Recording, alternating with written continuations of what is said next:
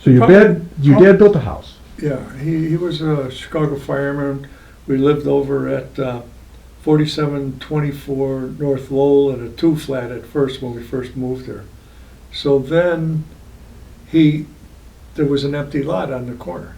So he went to Mr. Rotter, who lived next door, and said, "Mr. Rotter, I'd like to buy this lot. Will you sell it to me?" And he said, "Sure." Because he was Irish, my mom and dad were Irish, so it worked out fine. So he built a house. So I grew up over there. My ma used to come to the rectory and cook from across the street. That I happen to know is that document in front of you is extremely impressive. It's impressive. So what I'm going to ask you to do, Roger, is to just read this. Now, as of today, I've been St Ed's Parish for 76 years, 1948 to the present. Went to St Ed's Grammar School for 8 years. Did football, basketball, and 16-inch softball here. Received a great education from the Dominican nuns of Springfield, Illinois. Made my first communion, made my first confession, my first communion, confirmation, and graduated. Class of 1957. Got married at St. Ed's in August 17th, 1968. All three of our children went to St. Ed's and were baptized, first confession, first communion, confirmation, and graduated from St. Ed's and went here from K through 8th grade. They also received a great education from the Dominican Sisters of Springfield. They also played all three sports, but my daughter didn't play football. They were also taught by wonderful lay teachers for those 9 years. Was president of the teen club when I was a senior in high school. Interesting, I coached basketball here for 25 years.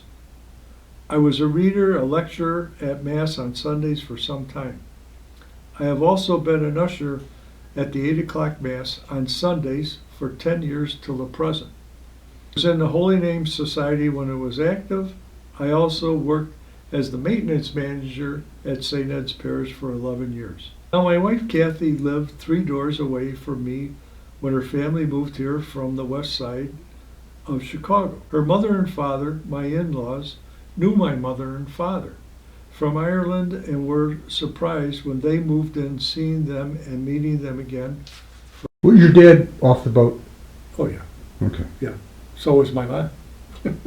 I mean, they all were, weren't they? Oh, they all were, yeah. You know- His oldest brother brought him out.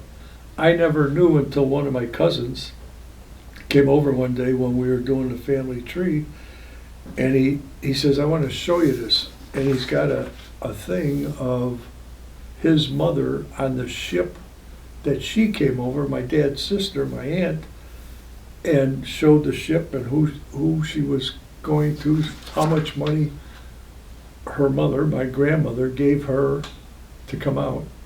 And he finishes with that and he says, "I got something to show you." He brings up the same thing that my father came out on.